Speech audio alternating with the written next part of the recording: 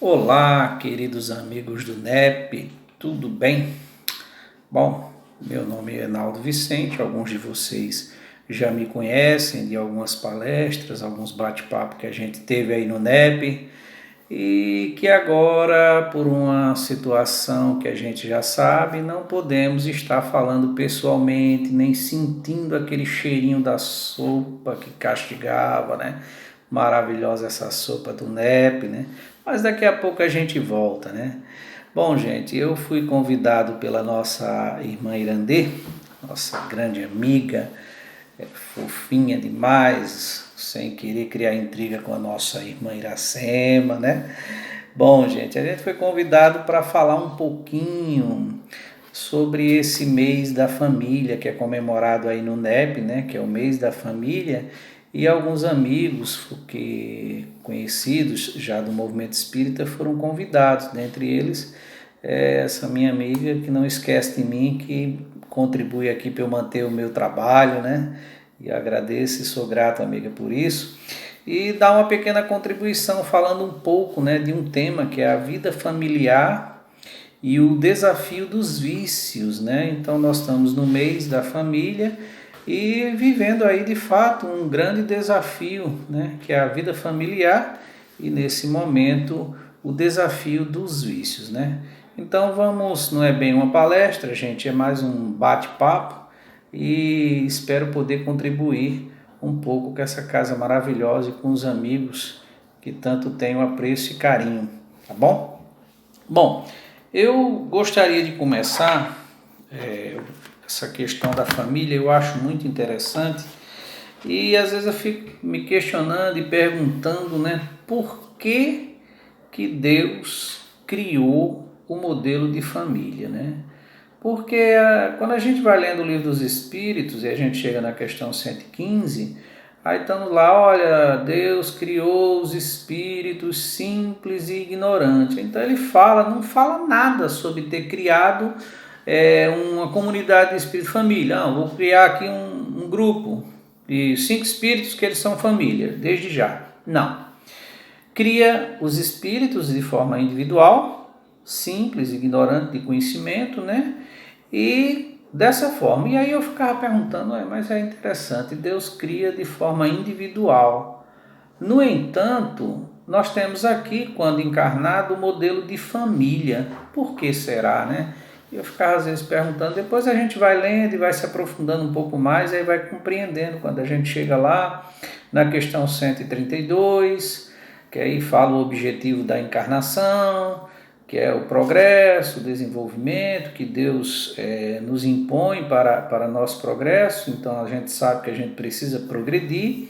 Isso é o princípio de tudo, né? O princípio é o entendimento que eu tenho que ter como ser humano, é que eu fui criado espírito individual e tenho que estar em mundos como esse, similares a esse, para poder progredir. E daí eu tenho as provas, no entanto, depois eu tenho a questão das expiações, que é aquela hora que a gente vai fugindo um pouco do roteiro, né? Do roteiro proposto pelo divino, e aí a gente precisa voltar aqui, que aí é o objetivo da reencarnação, né? Que é 167, e falar para a gente progredir e expiar, né?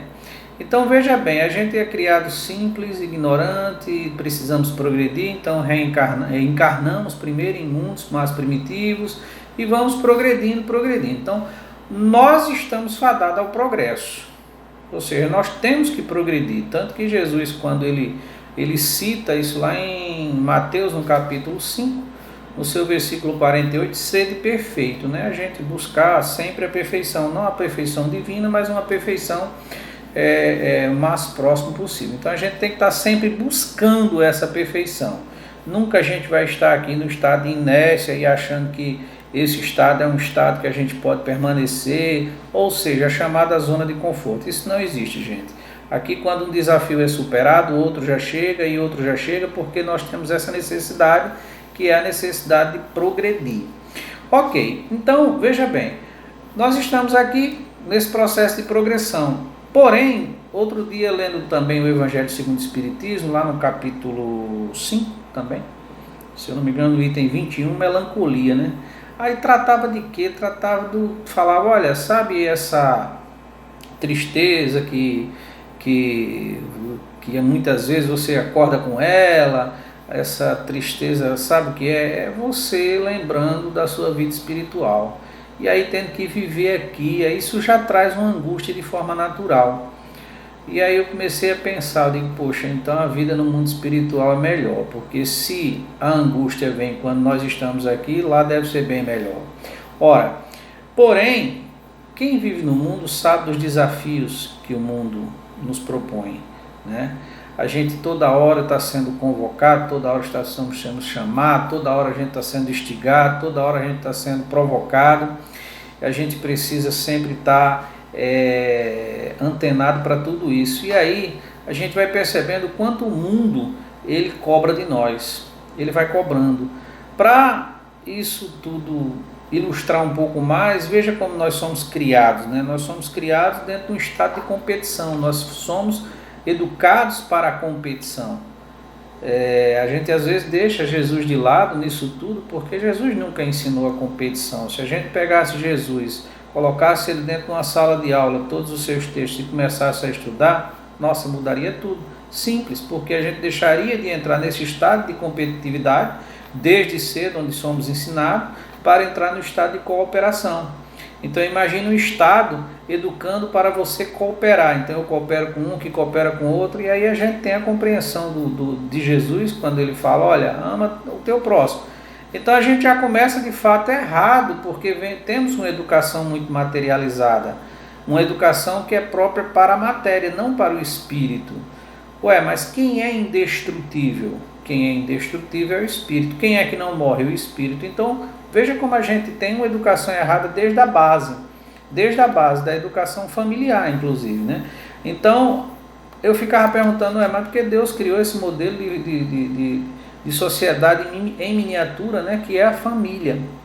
E aí eu comecei a perceber que o espírito, quanto nós temos de desafios aqui, todo tipo de desafio. E aí a gente muitas vezes se entristece com todos esses desafios. Os desafios das provas, os desafios das expiações, e a gente muitas vezes vai se entristecendo e aquilo vai gerando uma angústia muito grande. E aí eu comecei a parar e perguntar, disse, meu Deus do céu, se não fosse a família, o que seria de nós? Porque você pare para imaginar que se nós somos espíritos em progresso, o núcleo familiar, ele na verdade é um bônus. Eu tenho esse entendimento, esse é um entendimento meu. Um bônus que Deus nos dá. Para quê? Para nos ajudar a suportar, a superar nossas adversidades. E não só as nossas, mas as adversidades que nós temos com muitos daqueles que nós caminhamos outrora, de uma existência pretérita, e que muitas vezes criamos alguns desafetos e imploramos para que esses desafetos venham dentro desse núcleo familiar, para que a gente possa amenizar tudo isso e possa continuar progredindo. Então, aí a gente tem a família agindo de forma dupla. Veja, pare para imaginar, se você tem um irmão, que você tem adversidade com ele, logo você compreende que essa adversidade vem lá de trás. Então, peraí, aí você começa a perceber, mas no livro dos Espíritos eu vou aprender que como espírito e tendo consciência de escolha, o livre-arbítrio, eu posso escolher o gênero de prova, questão, se eu não me engano, 258 a 259. Então, se eu posso escolher o gênero de prova, aí nós temos, eu acho que é a questão 260, Kardec pergunta, se você pode escolher o gênero de prova, por que você escolhe muitas vezes nascer numa família ruim, numa família cheia de vícios? E é muito interessante tudo isso, né? Porque pare para imaginar, você precisa progredir. A família, Deus coloca você inserido nela e outros dentro dela, desse núcleo, para o teu progresso. E muitas vezes você não observa coisas básicas, né? Então, por exemplo, mas como é que funciona isso, nós? Olha, funciona de várias formas. Nós temos vários tipos de família. Temos família que os irmãos se dão demais. Por quê? Porque já são colegas de outrora, espíritos simpatizantes que vêm um para sustentar o outro. Ué, mas por quê? Porque nós temos aqui grandes desafios que vai nos trazer grandes angústias. Então, nós temos naquele irmão que foi criado conosco a alegria de conviver e caminhar junto com ele. Então, eu tenho ali um muro de arrimo, eu tenho um amparo. Esse é um ponto. Nós temos outro tipo de família. Que tipo de família? É aquela que se engalfinha. Aquela que vem ali, se bate e tal e tal. Ué, mas qual é meu entendimento? Por que Deus me colocou dentro dessa família? Justamente te colocou como bônus, para que você compreenda que aquilo ali é um desafeto do passado, ou é um vício moral seu, e aí você precisa daquelas pessoas para poder te ajudar, te observar. Ora, essas pessoas que estão no mundo com você têm a proposta de ensinar as coisas do mundo sobre você, ou seja, você está aprendendo com o mundo coisas sobre você. E aí você precisa dessas pessoas, aquelas que têm, aquela família que tem todo tipo de adversidade, todo tipo de divergência, e aí você percebe, poxa vida, aqui de vez em quando a gente está aí uns conflitos, então de onde vem isso? Tem que vir de algum lugar. Essa antipatia que eu sinto por alguém tem que vir de algum lugar. Então perceba que, ora, se nossa proposta, a proposta de Jesus, a proposta divina é que a gente progride, e para progredir a gente precisa nos melhorarmos moralmente, eu não vou me melhorar enquanto eu não perdoar aquele que convive comigo. Isso Jesus vai deixar muito claro também no seu capítulo 5 de Mateus, no versículo 23 a 26. Ele vai dizer nesses versículos o que de fato é importante para o Criador. E o que é importante para o Criador quando está lá, ó, deixa a tua oferenda no altar, volta para te reconciliar com teu irmão. Ora, o que Jesus quer dizer com isso? Que para Deus não interessa o que você está ofertando materialmente, tudo é perecível. Mas o que interessa de fato é a tua convivência com o teu irmão, o teu relacionamento, a tua afinidade, como que vocês vão fazer para sair dessa existência melhor do que chegaram. Esse é um outro ponto de família, é um outro grupo de família. Nós temos o primeiro grupo de família que se harmoniza, que estão ali para se sustentar, para se segurar.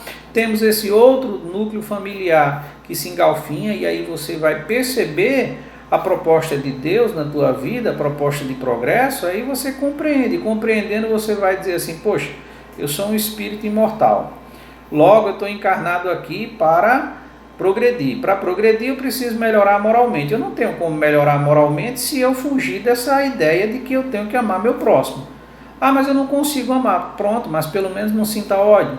Tente diluir o ódio, tente diluir a mágoa, tente diluir o rancor, esqueça as ofensas, perdoa. Então essa proposta de Deus de família é muito interessante, porque só favorece você. Reflita, só favorece você. Aquilo que você acha que é ruim para você, aí você começa a perceber como a tua visão de mundo é muito pequena, porque você pensa que está numa família ruim porque tem adversidade, tem complicação, tem discussão, mas não percebe que é justamente essa família que você precisa para progredir. O que você precisa fazer? Precisa melhorar consigo mesmo. Porque você só não melhora porque você ainda é muito egoísta. Você só não melhora porque você ainda é muito orgulhoso. Mas a proposta de Jesus não é o contrário, é que você seja humilde. Ele não começa as bem-aventuranças com a proposta de humildade. Então veja bem, espera aí, se Jesus propõe a humildade, se eu aprender com ele, me esforçar e aplicar, eu melhoro minha convivência com meu irmão. Logo, aquilo que me atrapalha aqui é o orgulho, eu vou colocando de lado porque eu estou aprendendo com Jesus sobre a humildade. Olha que maravilha. Aí você começa a compreender e dizer assim, poxa, mas Deus está certo. Eu sou um bobo mesmo. Eu estou na família certa. Ele me coloca aqui e aqui é que eu devo estar e me melhorar por aqui. Esse é um outro grupo familiar. Temos mais outros grupos, tem uns tantos, mas aqui, devido o tempo ser pouco, a gente vai falar daquilo que está no nosso tema, né? Que é o grande desafio da família, né? A vida familiar e seus desafios. Aí nós temos esse outro núcleo familiar. Que núcleo é esse? Um núcleo de entes que são viciados. A gente sabe que existe todo tipo de vício, gente. E hoje agora, por exemplo, nós temos um vício hoje agora que é a chamada Netflix. Está dando tanta confusão isso aí, Netflix, gente, olha, é uma comédia. Mas vamos lá. Mas vamos falar da droga que eu bato mais em cima, eu particularmente, isso é meu, o álcool. Por que o álcool? Porque o álcool é uma droga lícita, é uma droga que você encontra em qualquer esquina, é uma droga que está na moda inclusive agora os 24 horas, ou seja, você tem 24 horas para consumir uma bebida ilícita, aliás, lícita, mas que tanto te faz mal. Então veja bem, num período como esse que nós estamos vivendo, de isolamento social, há um problema maior em relação ao vício do álcool. Por quê? Porque, imagine, por que o indivíduo ele bebe? O álcool ele tem o poder de bloquear um neurotransmissor, no GABA, que promove a angústia. Então, geralmente, quando você começa a beber, você está muito angustiado. Muito angustiado. Então, veja o grande desafio que nós temos aí pela frente. Nós temos o desafio de estar convivendo agora muito mais com a família, dentro de casa, dentro da necessidade do isolamento. E aí nós temos vários tipos de família. Nós temos, já citamos 2 aqui, estamos citando o terceiro. Aí nós temos o terceiro, esse grupo de família, essa família que consome muito álcool. Então pare para imaginar que qual é o problema maior nisso? É que à medida que você está dentro de casa, está desocupado, está angustiado, porque você teve que fazer uma mudança total das coisas, da tua rotina, do teu hábito, porque quem bebe, ele tende a sair muito, ele tem um convívio social muito forte fora, então ele agora está isolado. Isso potencializa nele a angústia. Aí o que acontece? O que acontece é que para diminuir essa angústia, ele bebe. Porque em primeira mão o álcool ele tem esse poder de bloquear esse neurotransmissor. Porém, o que acontece? Ele vai dando descargas ali na corrente sanguínea que promove prazer logo no primeiro momento. Ele propõe prazer, ele promove prazer. Então você gosta muito daquela alegria quando começa a beber. É por isso que o corpo, como ele tem todas essas sensações no corpo, principalmente no cérebro, ele tende a repetir. Por que ele tende a repetir? Vou lhe explicar. Quando você passa o efeito do álcool, o álcool por si só ele age no seu sistema depressor. Então você se deprime, aí você se entristece, aí a angústia volta. Você sabe qual é o problema dessa angústia voltar com mais força do que o dia anterior? É que para você diminuir a sua angústia, só você conversando, dialogando, batendo papo. Mas um dos fatores da angústia, dos reflexos da angústia é a raiva. Então pare para imaginar, só para a gente ilustrar, você está isolado socialmente, sua família, vocês começam a promover o álcool dentro de casa, isso tudo é muito bacana no primeiro momento, promove aquela alegria esfuziante, animação, depois vai deprimindo, vai se angustiando e quando é no outro dia está pior, porque no outro dia você está completamente angustiado, aí você fica com raiva e aí você quer dizer as coisas e às vezes você não diz ou às vezes diz, e aí quando é à noite você quer beber de novo, aí quando bebe, que o álcool também ele inibe a área do córtex frontal, que é a área da razão, aí você termina soltando, falando aquilo que o coração estava querendo dizer pela manhã quando você estava muito angustiado, aí você solta naquela hora, e aí nós temos muitos conflitos. Então é um grande desafio, principalmente nesse período agora de isolamento social, conviver com o álcool. E olha que nós estamos falando aqui desse núcleo de família que ainda não está entregue à completa dependência. Nós estamos falando ainda daquele viciado, daquele que sente desejo de beber nos finais de semana. que agora, pelo descontrole do relógio biológico de estar em casa, ele não sabe mais o que é final de semana, o que é sábado, o que é domingo, o que é segunda. Então ele começa a se angustiar, por consequência começa a consumir o álcool para aliviar essa tensão e essa angústia. O problema, nós temos visto e temos falado muito a respeito de um problema muito grande que vai acontecer pós-isolamento, que é de muita gente que bebe ter potencializado seus vícios. Por quê? Porque nós temos todo tipo de pessoas que bebem. Tem aquele bebedor do sábado, do domingo, do churrasco, da quarta-feira do jogo, e agora eles estão meio que desequilibrados.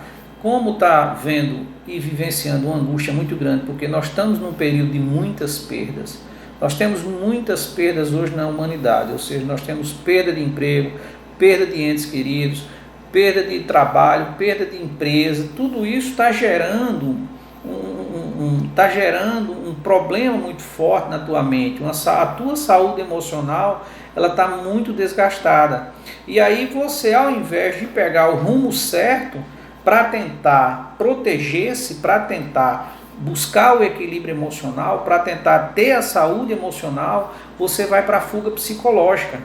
E a fuga psicológica é a busca, é o desejo do corpo para aliviar a tensão, para aliviar a angústia.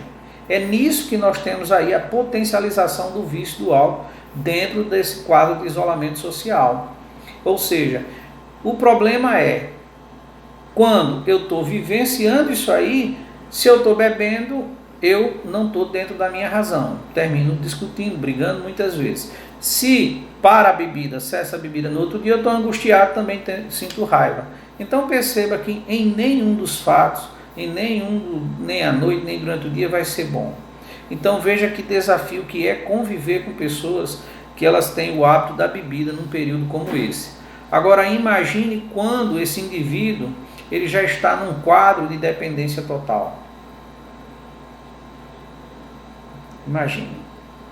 Imagine o tamanho da dor da agora que a família tem que conviver com ele diariamente. E o que muitas vezes nós não percebemos? Nós não percebemos que a pessoa, quando chega nesse quadro, tudo que ela menos precisa é de crítica. Porque pare para imaginar, é um sistema que alimenta o sistema. Quando você faz uma crítica a alguém que ele está bebendo, essa crítica só vai trazer para ele mais angústia, mais raiva, por consequência, mais revolta, por consequência, mais bebida. E aí vem todo tipo de conflito. O que muitas vezes nós não percebemos é que quando o indivíduo ele já se encontra nesse quadro, tudo que ele precisa é de apoio. Ele não estou falando aqui do apoio para que ele beba mais, mas do apoio familiar, do apoio da compreensão, do apoio do amor, entendeu? Então, do apoio do não julgamento. Porque muitas vezes a gente não sabe o que o outro está passando, nós não sabemos. E às vezes a gente fica querendo analisar e avaliar a dor do outro, e não temos como fazer isso. A sua dor é a sua dor, a minha dor é a minha dor.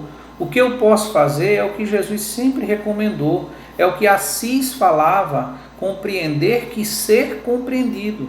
Dentro dessa proposta, eu não posso estar criticando, brigando, discutindo com aquele que está vivendo uma angústia muito grande porque perdeu o emprego, porque muitas vezes não está tendo convívio social lá fora e que já bebia e agora potencializou seu vício.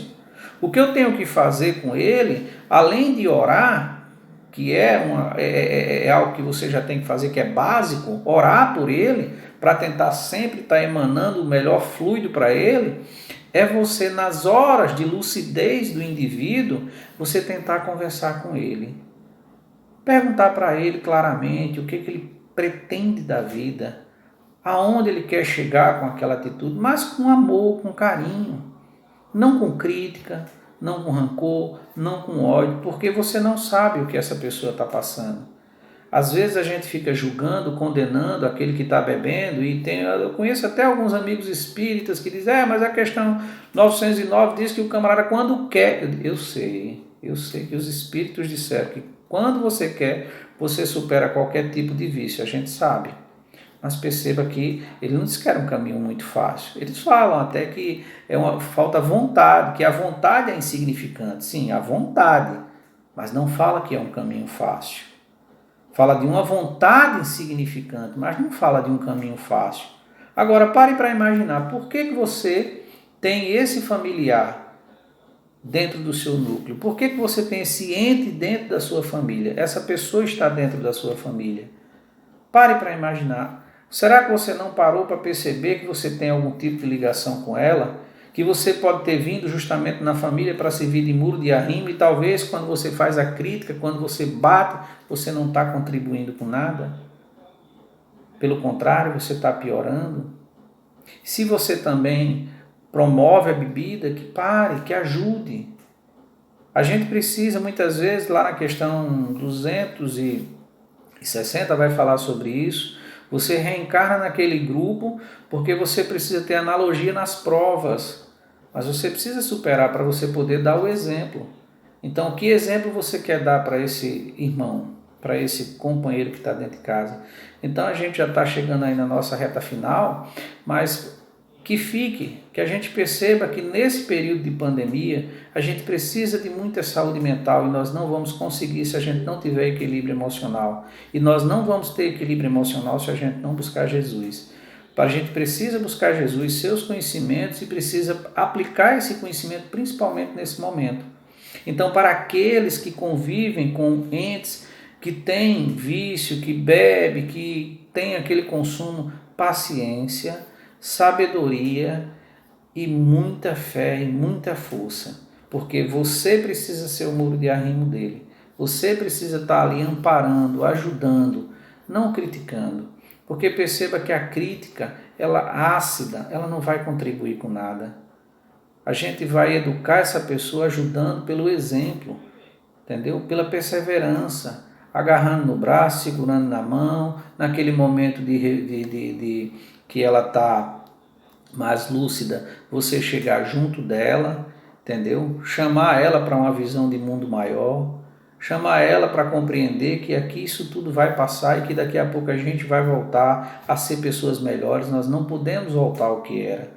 Eu vejo muita gente falando, olha, daqui a pouco volta o normal. Não, o normal não é mais interessante, gente, porque a normalidade que se existia foi o resultado do que a gente está vivendo agora. A gente precisa voltar diferente, a gente precisa voltar melhor. E veja que Deus propôs um grande benefício para que a gente possa voltar melhor, que é a convivência com a família, esse bônus divino que Deus nos deu, a família, para que a gente possa começar dentro dela, porque muitas vezes a gente quer dar lição lá fora, mas ainda continua patinando dentro de casa. A gente quer dar exemplo, quer ser bom, quer falar, mas ainda continua patinando dentro de casa. Então olha que maravilha de momento abençoado que Deus colocou em nossas vidas para o nosso progresso, a convivência com nossos entes.